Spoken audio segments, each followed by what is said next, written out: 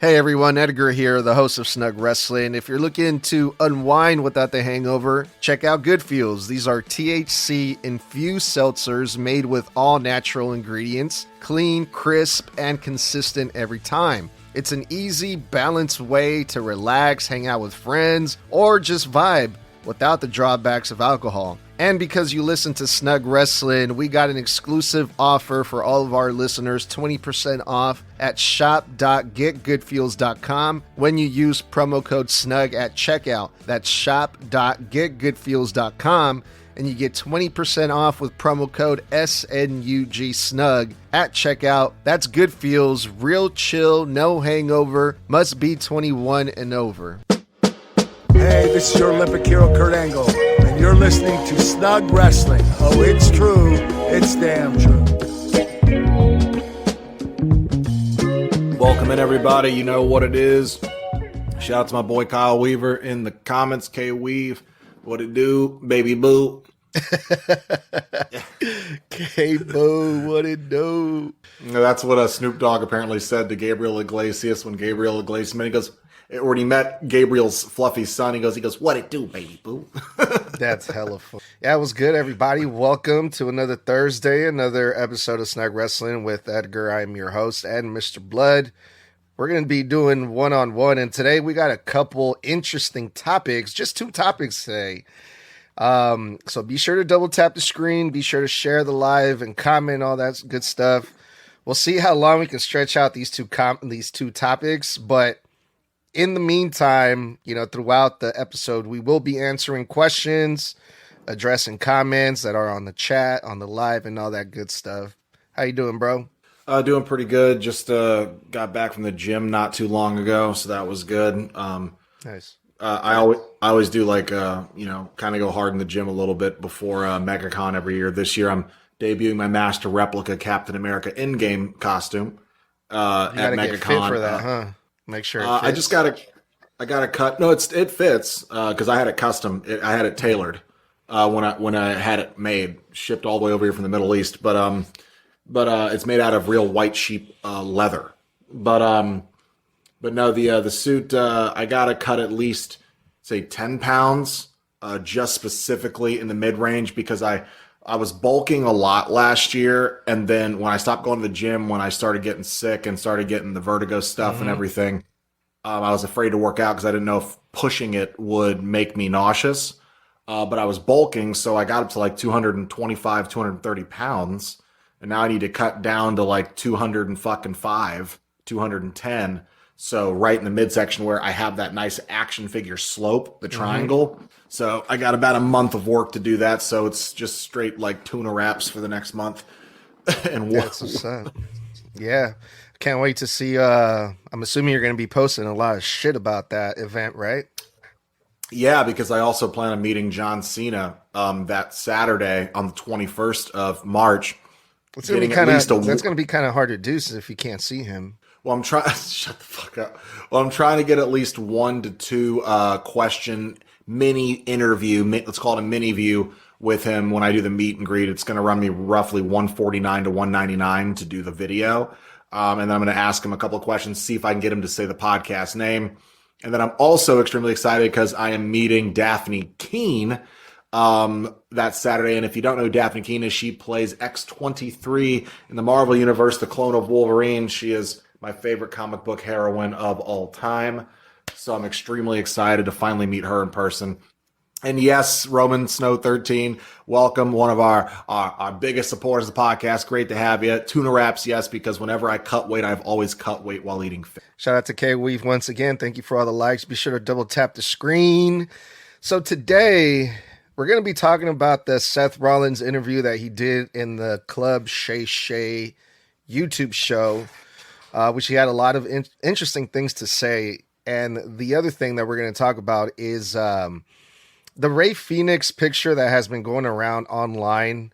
Tama Tonga recorded a video of Rey Fenix without a mask, where you can see a unmasked Rey Fenix on the internet for the whole world to see. And I got a wind of this, right? Because everyone and their mama was posting it. So I figured, hey, I'm going to post it too, for our followers who have not seen this picture. So I went ahead and posted it. And let's just say a lot of people were not happy with me for doing that. So those are the two topics that we got. And I want to hear everyone's opinions. I want to hear what everyone thinks about this. See where you guys land in all this, because this is going to go into like Lucha Libre heritage and history and the respect of the luchadors. And I want to hear what you guys think. And you too, Mr. Bludd. But first things first, Seth Rollins was in Club Shay Shay yesterday in a very, very long interview. It was like at least 2 hours long. I watched most of it. I got to about like an hour and a half, and then I said, okay, I'm done.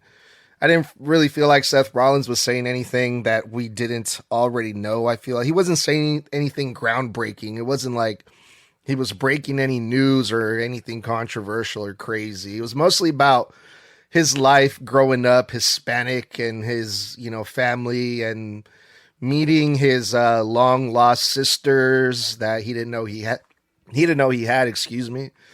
So it was a lot of that. Father too, and going in about finding out his heritage. He's like Albanian. He's actually not Albanian. He's Armenian.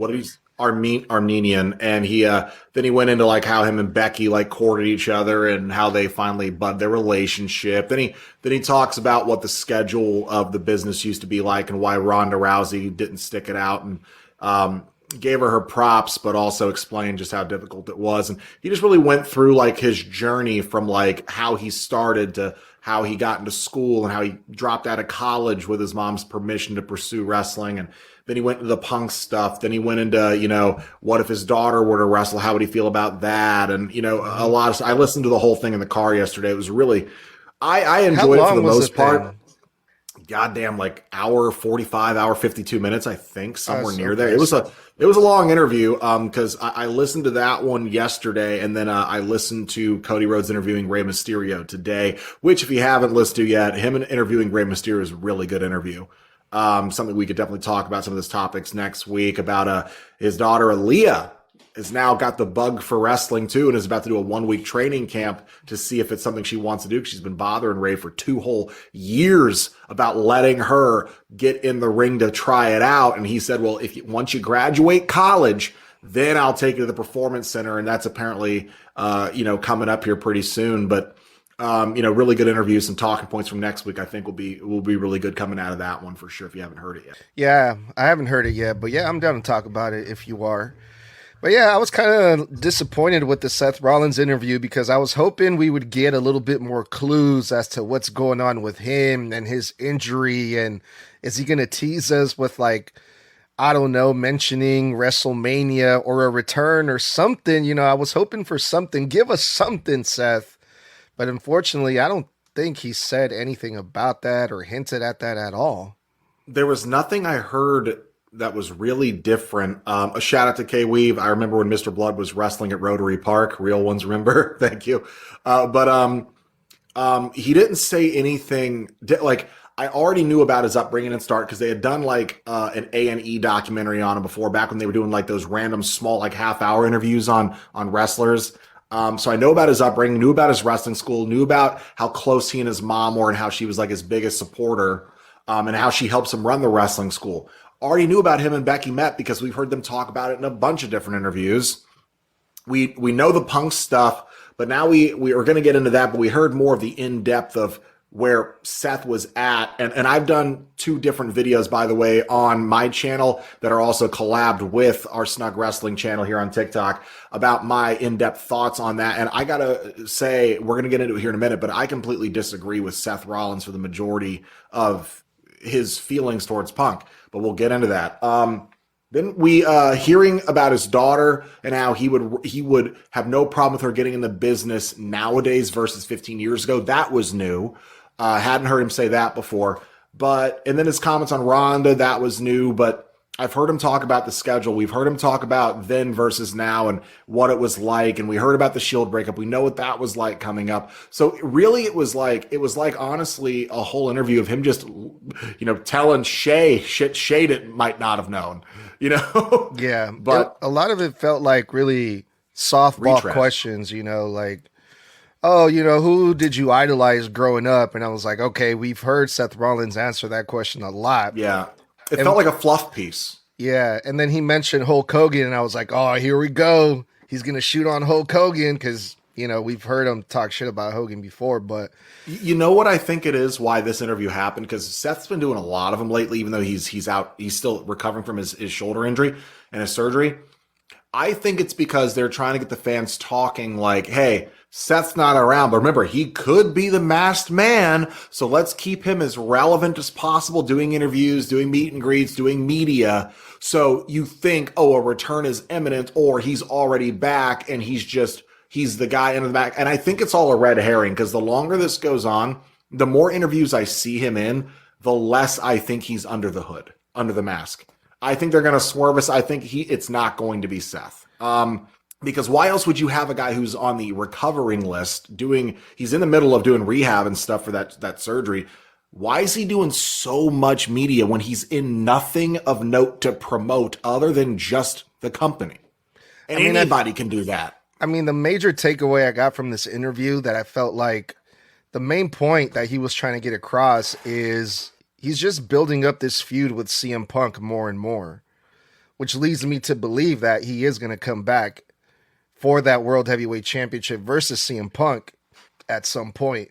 Maybe not at WrestleMania, because we already seen who Punk is going to face at Mania, which is Roman Reigns. But yeah, everything that he was saying in this interview was like all in, not in character. He was like, he talked about when the guy attacked him, the fan that attacked him.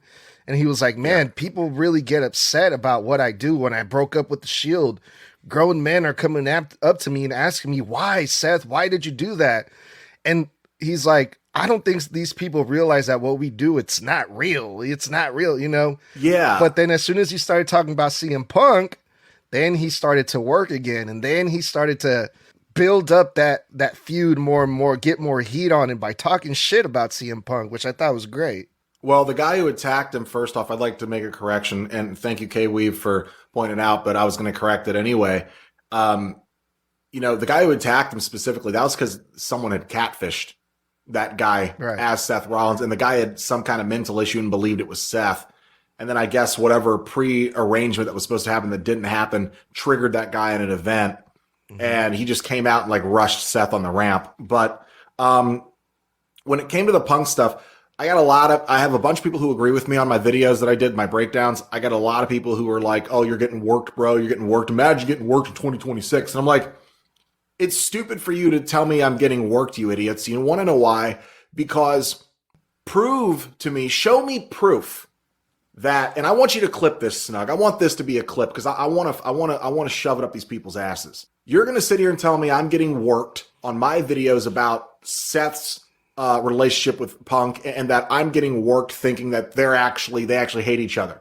Prove to me that they don't, because I actually have proof that they do have a real legitimate beef with each other, because that's all they tell us in character and out of character. They've hated each other and shit talked each other in interviews before Punk came back, when Seth was still in, 10 years ago, when they've been in the company. They have literally gone out of their way to make sure they won't even say anything nice about each other. I have proof that they have beef because all we've seen is beef on screen and away from the screen, away from the storylines, okay? You have zero fucking proof that they're actually friends backstage. You don't have a picture of them sharing a beer. You don't got a picture of them out at a restaurant together. They're not slapping fives in Unreal and hugging each other.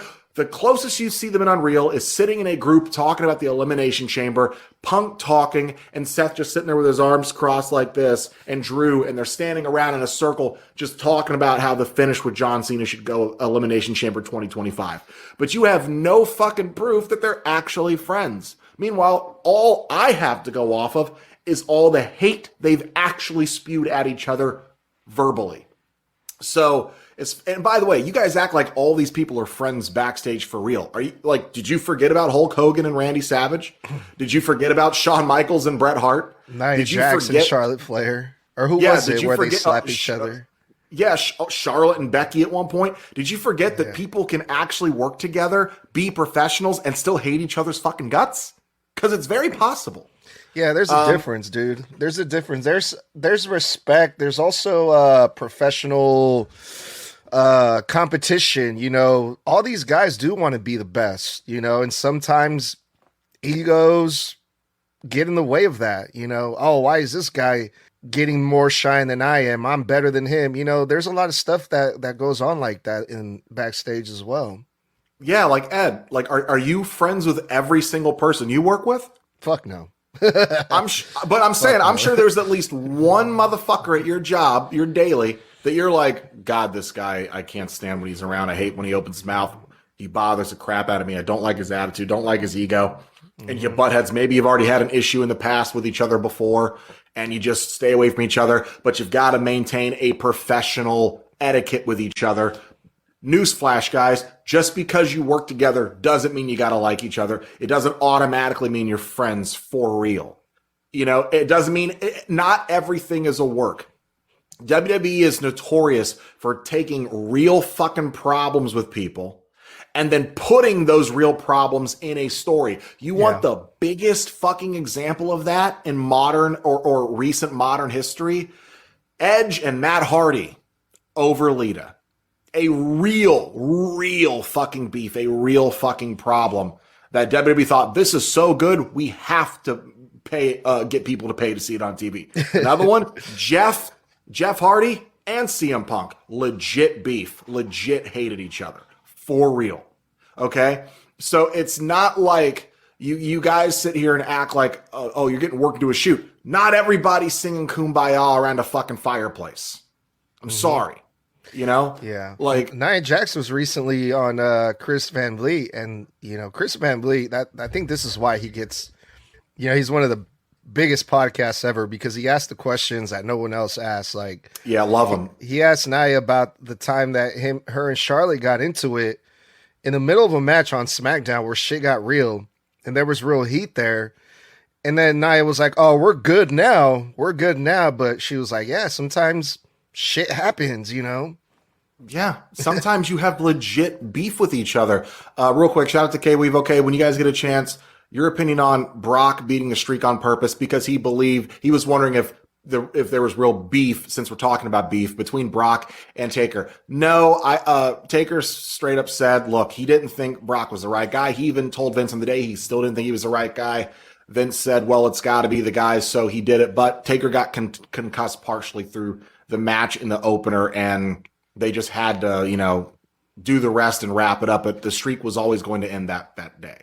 But when it comes down to it, look, at the end of the day, hey there, Nick Naxtadio. Yes, we have played 2K together. At the end of the day, you will, in the world of pro wrestling, you have to trust your opponent with your literal physical health, your body. In many cases, depending on how dangerous a spot is, just ask Big E, your life. Okay? It is not ballet, and ballet is extremely difficult because that shit is brutal. But at the end of the day, you are throwing people around, dropping them on their shoulders, on their heads, on their necks, and you have to make it look as safe as possible while getting it as close as possible. And accidents happen. You cannot work with someone unless there is some level of trust between you in a wrestling ring. Some level. Because you've got to know that your opponent, hey, I might hate you, but when we go out there, I promise you, I can't stand you, but I would never hurt you on purpose. Shout out to Nightmare317. Veer is in the box and finally coming to Raw, LOL. I don't know what they're talking about. Veer was one of the ones I was pretty excited for, and then they didn't do shit with him. So, yeah, the guy, he was part of... I remember him. He was very, blink and you'll miss him. And also Shadow King says, hey, Mr. Bludd, how you feeling? Hope you're doing better. Andrew Bell. I am, thank you. Thank you for the follow. Thank you so much. I am doing much better. I do appreciate you guys. Don't forget to keep spamming that heart button, double tapping the screen, sharing it so we can get more people into this conversation. Really appreciate all you guys for hanging out with us every single Thursday. We're doing this for an hour, 9 p.m. Eastern, 6 p.m. Pacific, 8 o'clock Central, for 1 hour random or relevant wrestling topics. If you're just now joining us, we are talking about Seth Rollins' comments on CM Punk on Club Shay Shay podcast from earlier this week. Yeah, man. So regardless if this is, a work or a shoot or whatever, blah, blah, blah, I want to believe that there really is heat between these guys, man, because this has been one of my favorite feuds that Seth Rollins started this before CM Punk even joined WWE, which was like 2 years ago at this point. And, we saw CM Punk have a hell of a feud with Drew McIntyre, and this feud with Seth Rollins too is great, man. It's good stuff. So hearing Seth Rollins make these comments about CM Punk, as a wrestling fan, I can't help but be on board with this. I don't want to think about it like too much and be like, oh, they're just working. No, I want to see them tear each other apart. I want to see them fuck each other up. You know how I know it's not a work either? Seth's verbiage. Seth means what he says. Because you could not build a rivalry off of something. If it was just a work, it wouldn't be off of something as petty as he wouldn't return my calls and texts, right? Because Seth literally says in the interview, me and Punk, quote, we didn't have a falling out. He just ghosted me. When I hear that, brother, that doesn't sound like a blood feud. So it doesn't sound like something WWE would write. It sounds like a legitimate petty beef over feeling like his friend left him hanging. And also on top of that, Seth also says in this interview that one day when they're both out of the business, there might be a chance at reconciliation when they've stepped away from the business, stepped away from the competitive nature of it. And if Seth is in a place where he cares and is willing to receive the reconciliation, and if Punk is in a place where he's willing to offer up the apology that Seth believes he deserves. That doesn't sound like a work to me. That sounds like a dude who's genuinely like, we might work it out one day. We could, so long as we're both up for it, and maybe once we're retired and all of this business is behind us where the competitive nature of it is no longer of keeping us against each other. That doesn't sound like a fucking work, bro. That just sounds like straight up shoot. Got a quick question here by Shadow King. Do you think the masked man is Grayson Waller? He was definitely Grayson Waller on Monday. I saw a POV from someone in the audience, literally where Grayson stopped on the stairs. And this person was like 5 feet from him, zoomed in. Bro, that was Grayson's, and hear me out. That was Grayson's mouth. And then I saw Grayson's facial hair. I literally saw the way that it's always trimmed, but it was his eyes that gave it away. Grayson is a very specific. You recognize those Grayson lips is anywhere, shut huh? up. Grayson is a very specific way that he looks. He's got like these. It's because he's got like, people don't realize Grayson's a lot older than he looks. He's like 36, 37. And he's got like these weird, like very deep, like line bags under his bottom lids that are very prominent. And because people think he's in his 20s, dude's almost is close to his 40s. And I'm like, that is fucking Grayson Waller. So either Grayson is going to be the masked man, or he's just a body stand-in for if it actually is Seth. Because you could argue with all that extra working out that Grayson did, he is closer in body type to kind of body double for Seth, while Seth is still probably doing rehab until they're ready to unmask the masked man. And then it was Seth the whole time, Yeah, I think a lot of people want to believe it's Grayson Waller because of his history with Austin Theory, right? They think they're going to rehash that or something, bring that back again. Yeah, I feel like, but who was it? It was, oh God, I was watching something where they said, I think it might have been Wrestle Talk, where they literally brought up that a year ago, Triple H was on a presser and he literally said the one thing the WWE doesn't want to do any longer that had been done to fans so often in the past was insult the intelligence of their audience, and they were no longer going to do that.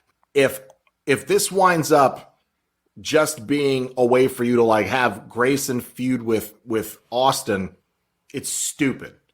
Because all you've done is push Seth being the masked man. All the moves getting done are Seth's. Everybody's doing the stomp. Everybody's, taking his super kick from the ground. Like if it turns out to just be Grayson cosplaying, people are going to be so let down because, oh, here's this undercard guy that never fucking wrestles, who's been running around the New Day for fucking, half a year, that doesn't do anything of note, that people had a lot of high hopes for, that, oh, just randomly, he's had nothing to do with Austin Theory in over a year and a half. Now he's the masked man, and we're supposed to just buy that even though he left Austin Theory, all of a sudden he's got beef with Austin, but he's the one who broke up their group.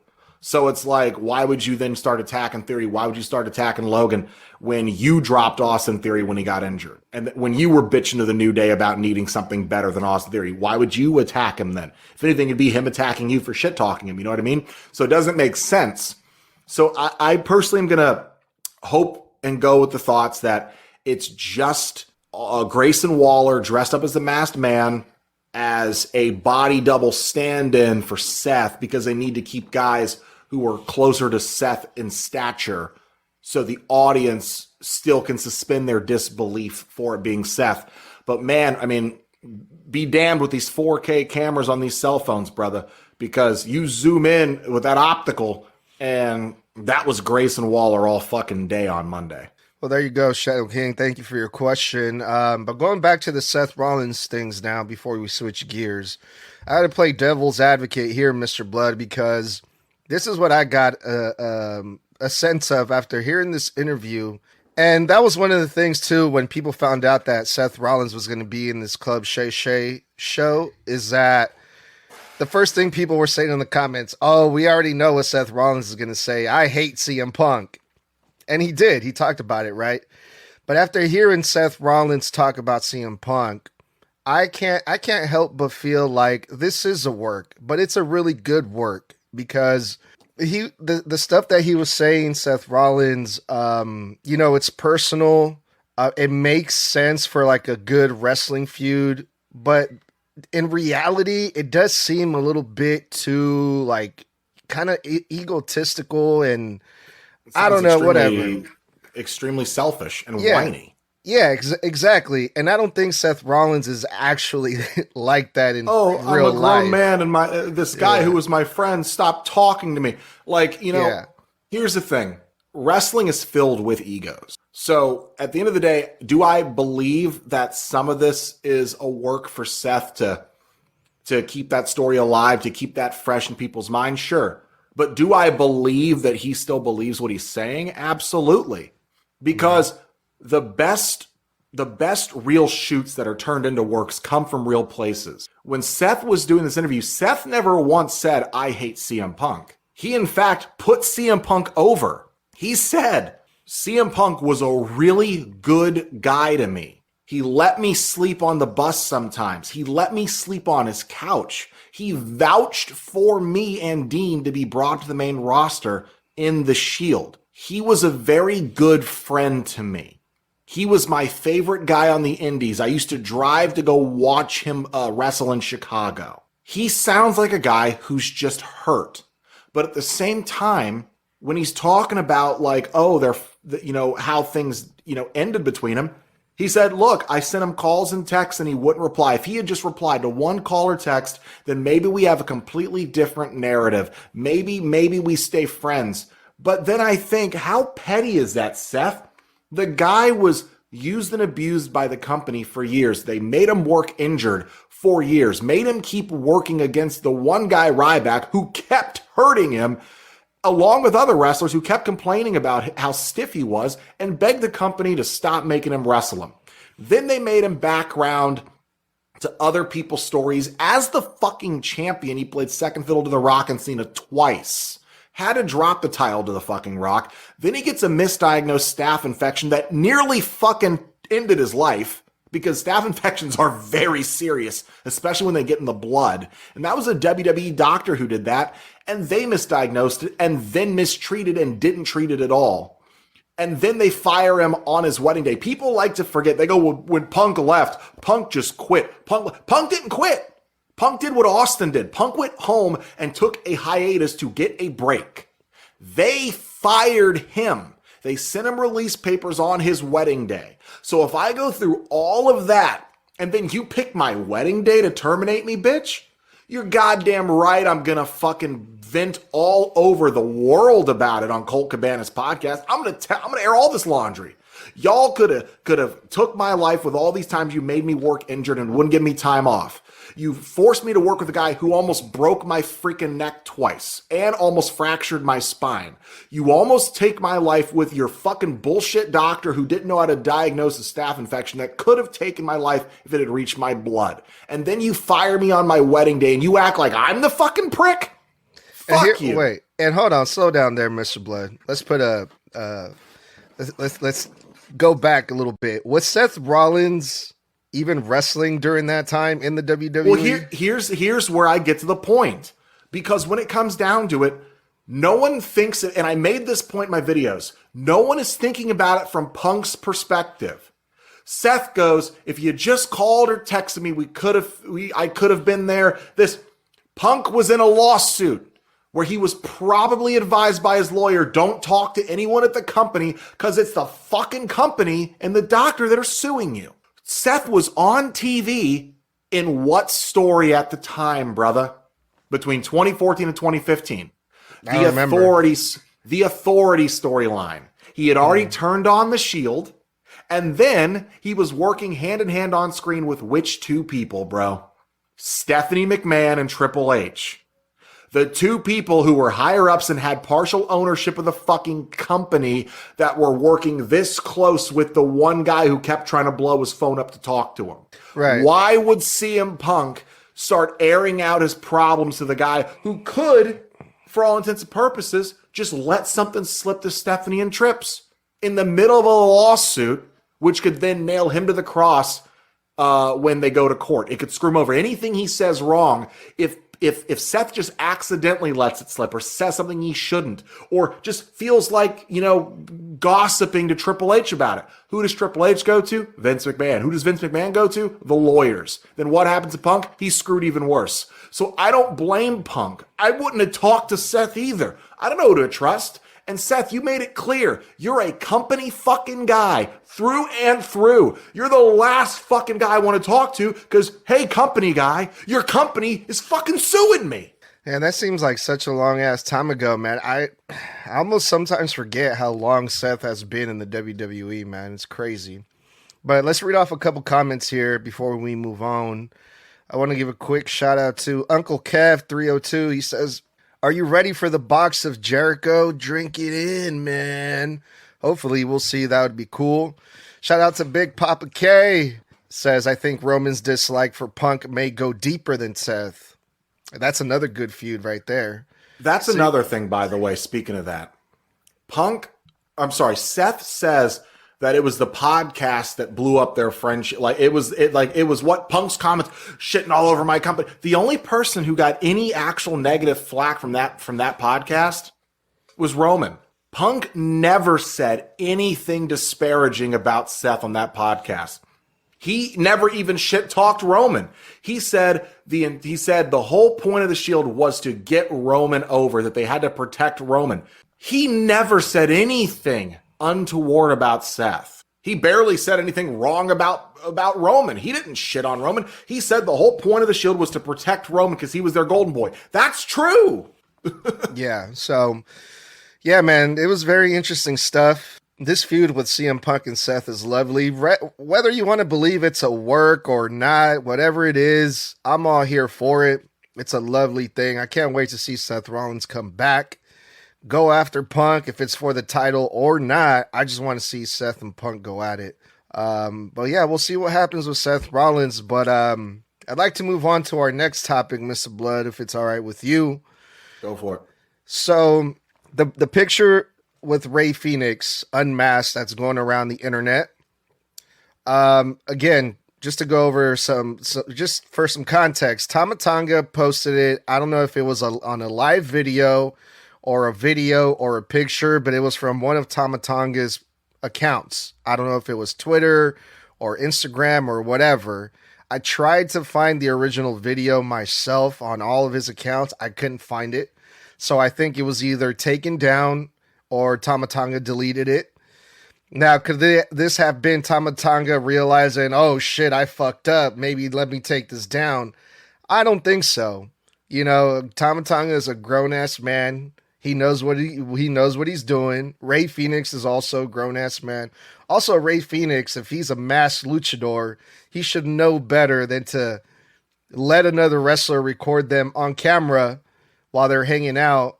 And I'm pretty sure he knew he was going to upload it. I don't think Tama Tonga is a dick like that to be like, oh, I'm going to record Rey Fenix and post it without telling him, you know? I don't think he would do that either. He's been in the business a long time. He's smart enough to know the sanctity of that mask. Guarantee you, he posted it, maybe thinking people wouldn't know it was Rey Fenix. I don't know. Maybe he just thought, oh, I'll post it, but no one's seen Rey without the mask, so they wouldn't know, be none the wiser or something. I don't know. Whatever prompted him to post it, I guarantee you WWE said, take it the fuck down. Because even if Rey Fenix was okay with it, WWE is not. WWE's like, whoa. We own your character, bro. You're supposed to be a mystery. You're a lucha libre. You're a luchador. We have an entire promotion filled with people who keep those masks on. What the fuck are you doing? I don't know if WWE owns Rey Fenix because Rey Fenix has been Rey Fenix since he was in fucking Mexico.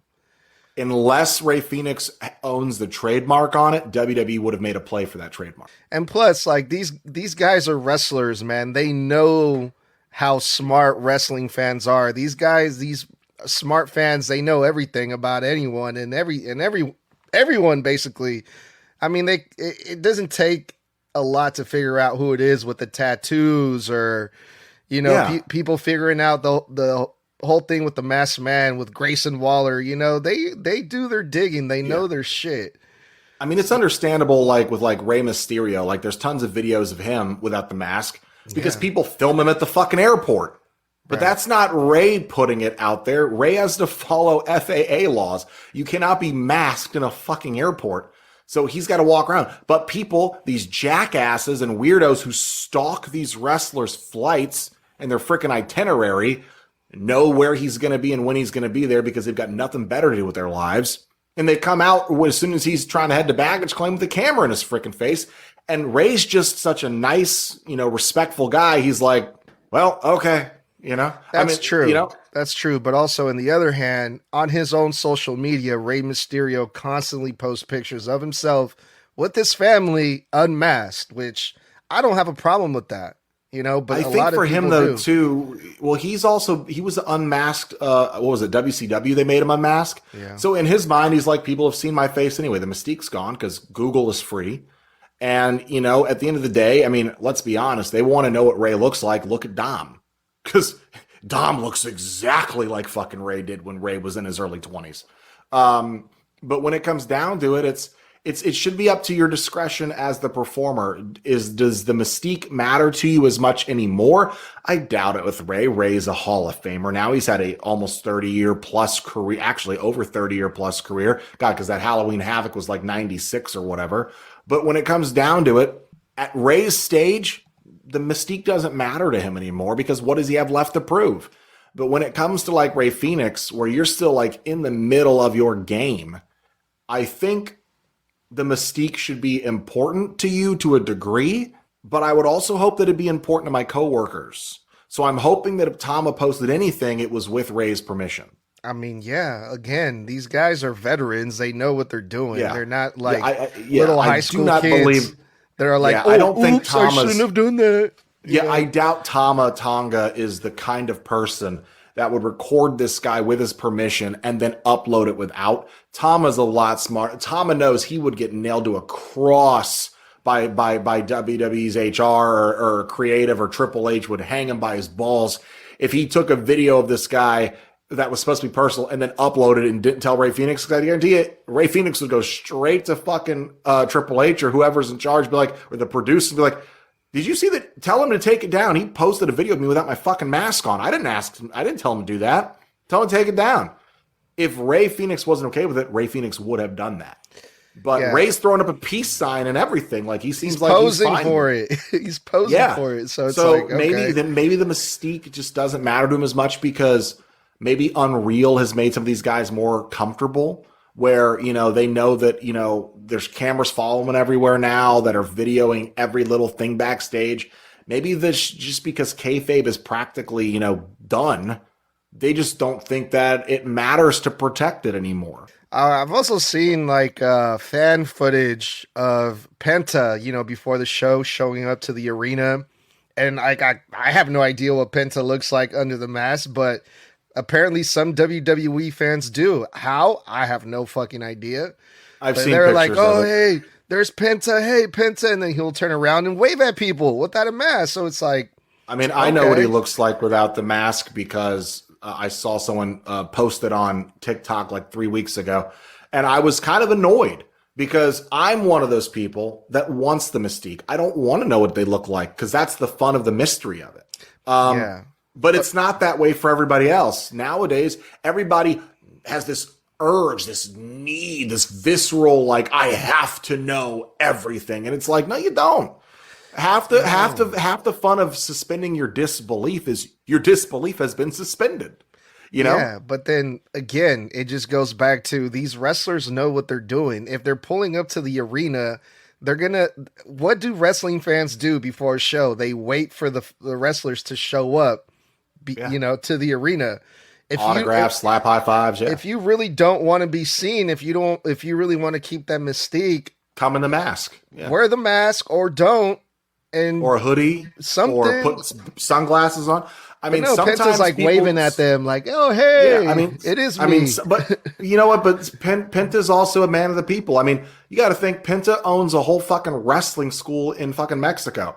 I doubt he stays in that mask all the time. You couldn't. If you had that on your face every day, all the time for fucking, in Rey's case, 30 goddamn years. You're going to get calluses, weird like scabs and shit. It's going to like give you skin problems. You can't. So I doubt what you think Rey Mysterio's fucking doctor don't know what he looks like without his mask. Of course he does. You don't think his neighbors haven't seen him out cutting? You think Rey's sitting on his fucking lawnmower with his mask on? Fucking 90 goddamn 9-degree weather. You think he's just sitting there cutting grass with his mask on? No, you think Penta's out there fucking hitting the fucking trim and going, Cero, Miero, to these weeds? No. People, it's about suspending your disbelief, but I, at least in my personal fandom, will go out of my way to avoid the mystique being broken for me, because for me, that's the fun that I have with these characters, is that I will always have that mystery. Big Papa K says, am I the only one who really doesn't care at all for WWE Unreal? No, you're not. I love it. But that's because, I love it because as a former wrestler, I was always in love with how shit got put together. I was always in love with how things got made. And you got to remember, I'm also an actor. So I love the aspect of putting a production together, from whether it's plays or movies I've been in. I love the creative collaborative process of seeing how shit gets from start to finish to what you see. That's the addictive nature of it for me. So when I get to watch this, like some of my favorite things to watch are how, the behind the scenes making of the Avengers, or VFX artists react to how this effects were done and how this was built. I love that shit. So for me, when it's about like my biggest passion, which is wrestling, I'm all for it because look, kayfabe's been done for a fucking minute. So at least I'm going to enjoy the process of watching what I love on screen, how it got to my screen in the first. For me, that's what I enjoy. And that's not for everybody. And that's completely okay. But I mean, if they're going to do it, at least I love that they've done it in a way to where they've been humanizing the wrestlers more. It worked very well for Charlotte. Season 1, people really fell back in love with her because they realized just how much she cares about this stuff. I like that it humanizes these people. It shows you what they go through to make this magic happen for us, how they beat themselves up. And I think that's such a humbling thing as a fan to watch. Wow, they really do sacrifice for their art. So it gives me a bigger appreciation for what's done. Fucking real. Anyway, fuck you, you fucking contrarian. I see this picture, right? And it kind of goes into Unreal, kind of goes into what we're talking about here with this whole thing with Rey Fenix being unmasked. Because I posted this picture on our socials, And of course, because we do Spanish content sometimes, we have people from like Mexico, for example, that follow us and stuff like that. The first comment I get is like, why would you post this? Take this down. And I'm like, what are you talking about? I was like, I'm not the one that's breaking any news here. Like, I'm not the one that recorded this video or took a picture of Rey Fenix or asked him to take the mask off. Like, I'm not doing anything groundbreaking here. I'm simply sharing the same picture that everyone and their mama has been sharing that was uploaded by Tama Tonga and his hundreds of thousands of fans. Tama Tonga posted this for the whole world to see. Me sharing it for our 10, 15,000 followers is not going to make a fucking difference at all, right? What do you want me to do? Use the neuralizer from Men in Black and just wipe everybody who saw its memories? Like, you never saw it. It was never posted. Pew! And then people are like, oh, well, you're not a good content creator because other people that posted at least blurred his face out. I'm like, that's cool, but everyone already seen it. So why? His fucking, like, what are you saying fuck me for? Be mad at Tama. Yeah, exactly. Tama's clearly his buddy, and he posted it. So exactly. how am I the bad guy? Like his boy fucking took the picture. Like, Rey Fenix posed for it. Rey Fenix is smiling ear to ear like this. Yeah. I'm the bitch because other content creators blurred his face. The motherfucker who took the picture didn't blur his face. Yeah.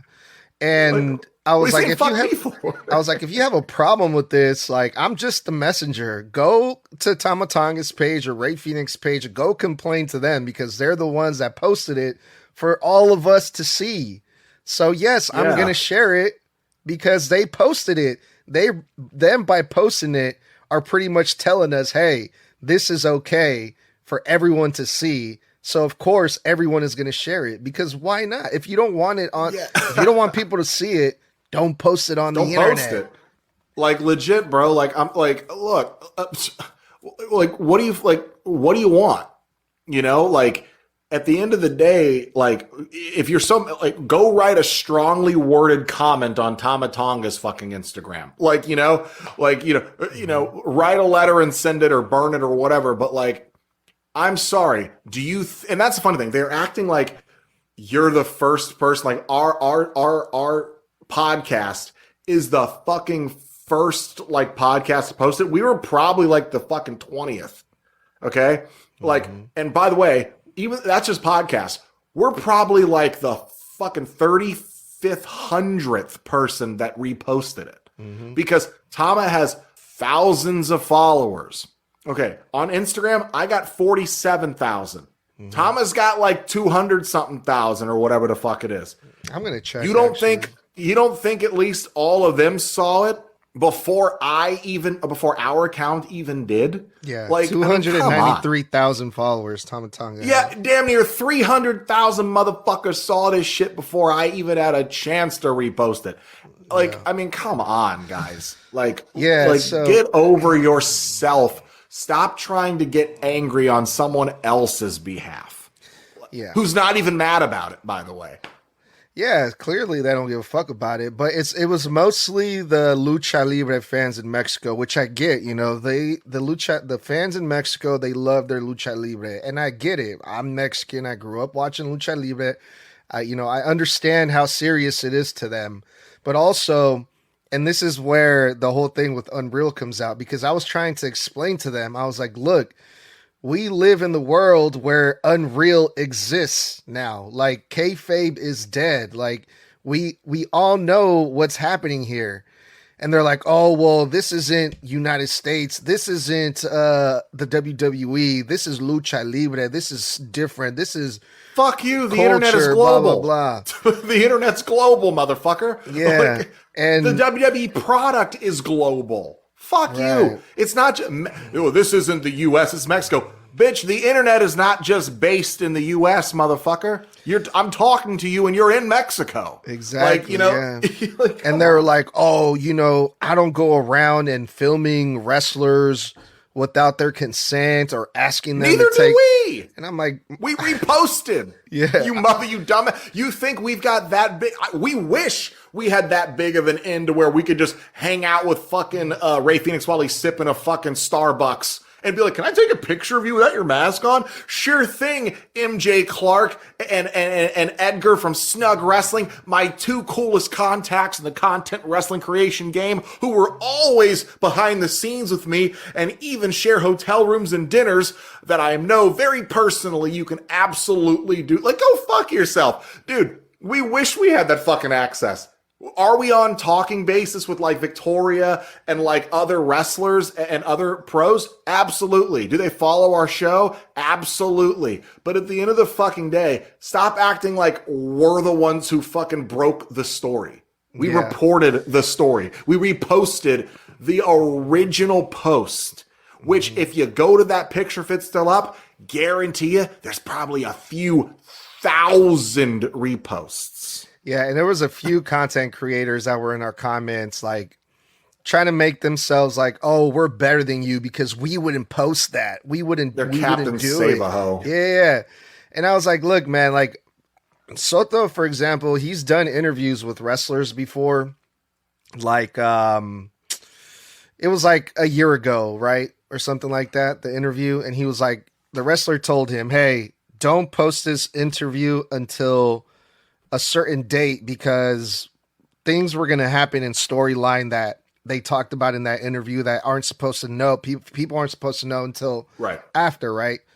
So there's that etiquette, there's that respect where you like, okay, I'm not going to post this. I'm going to delete the, you know, when we went to AAA, there was, we did the meet and greet and there was a bunch of wrestlers that were luchadores that were walking around without their mask at the meet and greet, but I'm not going around taking pictures of them without them knowing. Like we did. No, there's a common sense etiquette. Like, look, I watched an interview with Rey Mysterio a month and a half ago on TikTok. You know those content creators that will go around with their little stupid like hand lavalier lapel mics and they'll walk up to random celebrities. Hey man, what's the key to success, bro? Hey man, like this. Can you give? And they catch them at like a fucking crosswalk in New York or some shit.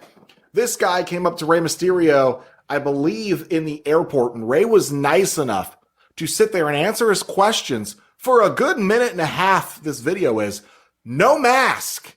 And Rey was willing to sit there and listen. And the guy goes, the famous wrestling legend, Rey Mysterio, great to meet you. Can I ask you? Called him by his fucking government gimmick name and instead of his first name, which is Oscar. And Rey's just like, oh, great to meet you too. Thank you for saying that. You know, he's like, what I really think is this. And I'm just like, Rey was fucking cool. That's the most famous luchador of all time.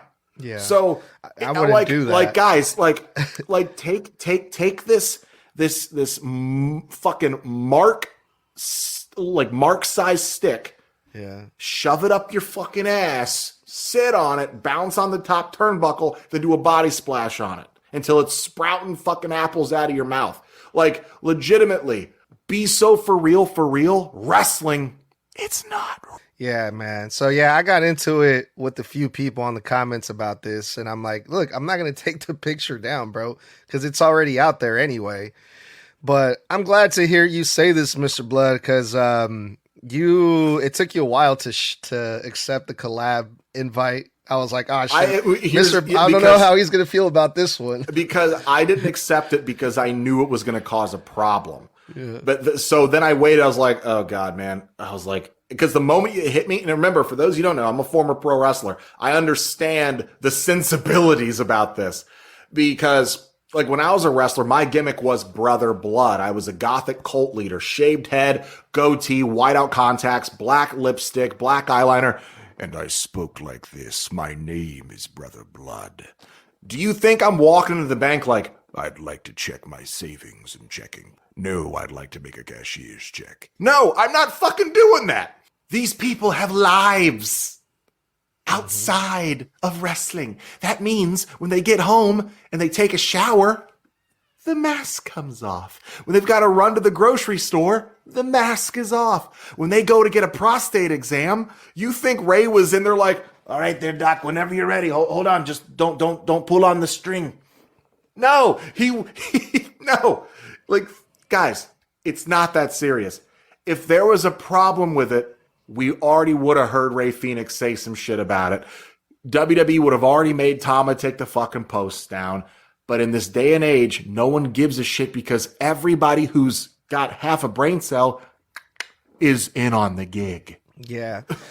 Yeah, and to be fair, man, I try to give these people many different examples as to why it's not that big of a deal. Like, I don't know, man. It's just funny how some people, and I get it, man. Lucha Libre is serious out there in Mexico, right? It's a tradition or whatever, but it's like, come on, bro. Like, it's 2026, bro. Like, kayfabe is dead.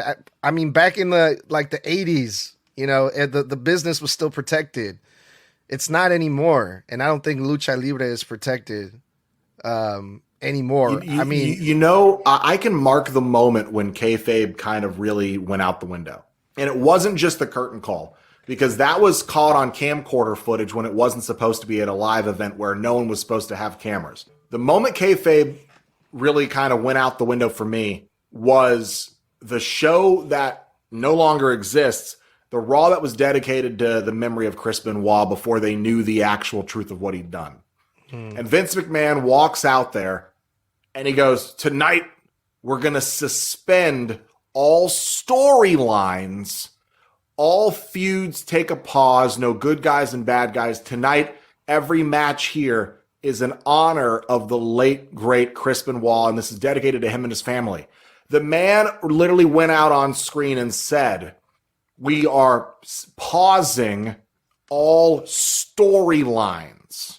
If that don't tell you kayfabe gone, I don't know what else does. I think that's a good example because, yeah, I remember watching that too and being a little bit confused, but I think in reality, like, maybe it's like, what do you mean Undertaker's not a zombie? Yeah, maybe not for us, but I think like it was way back, even when like the internet first started, there was like internet message boards, like at the very beginning during the Monday forums, Night Wars. Yeah. So yeah, man, I try to tell these people, you know, stuff like that, like, hey, it's all right. You know, we can know who's under the mask. It's not the end of the world, you know. Unless they are asking you politely or like even a little bit like forceful, like, hey, whoa, what are you doing? Like, hey, that's disrespectful. Please don't do that. I would like to protect my identity because this, like unless that's going on, if they're looking at you like, oh yeah, we can get a picture, sure thing, yeah, come on. Like, It's not that big a deal. Yeah, unless they have a serious problem with it, it's not that serious. So if you guys want to see Rey Fenix unmasked, we have a picture of that on our Instagram. I knew your ass was going to pull on the thread, bro. Cheap plug. Go check out the Instagram, Snug Wrestling. Yeah, for real. Oh my. And while you're over there, give us a follow. Yeah, for sure. Definitely follow us. But yeah, that was cool. I just had to get that out there. Thanks again to everyone that was on the comments, hanging out with us.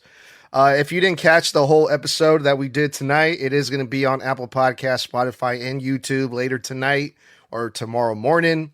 And you can hear everything that we went over tonight with me, myself. I am Edgar. I'm the host of Snug Wrestling and Mr. Bludd. Mr. Bludd, like always, it's an honor. And let's get out of here. Well, guys, that's going to wrap it up for this episode of Snug Wrestling. Thanks for kicking it with us, like as always. And if you want to hang out with us more, you can do it every Monday, Wednesday, and Friday after Raw, NXT, and SmackDown go off the air, respectively, for live post-show reviews. And for bonus content, hit up all of our socials during the actual live broadcasts for reaction content for segment-to-segment reactions. That's always done by Edgar, the great host of Snug Wrestling. Then you can kick it with us every Thursday like you are right now at 9 p.m. Eastern, 6 p.m. Pacific, and 8 o'clock Central here on TikTok Live, where we do random or relevant wrestling topics for 1 hour, and we also answer your fan questions live. And mark your calendars because upcoming this next Wednesday at 9 p.m. Eastern, 6 p.m. Pacific, 6 o'clock or 8 o'clock Central is going to be our predictions for 2026's Elimination Chamber, one of my favorite PLEs they ever do. I'm really excited for it. And of course, guys, you can always catch us live during these shows on YouTube, Twitter, or X, whatever you want to call it, and Facebook Live. But as Snug said, if you missed that, catch it on YouTube afterwards or on our Apple and Spotify. So, guys, until next time, and we will see you tomorrow night after SmackDown. Stay safe, stay savage, and stay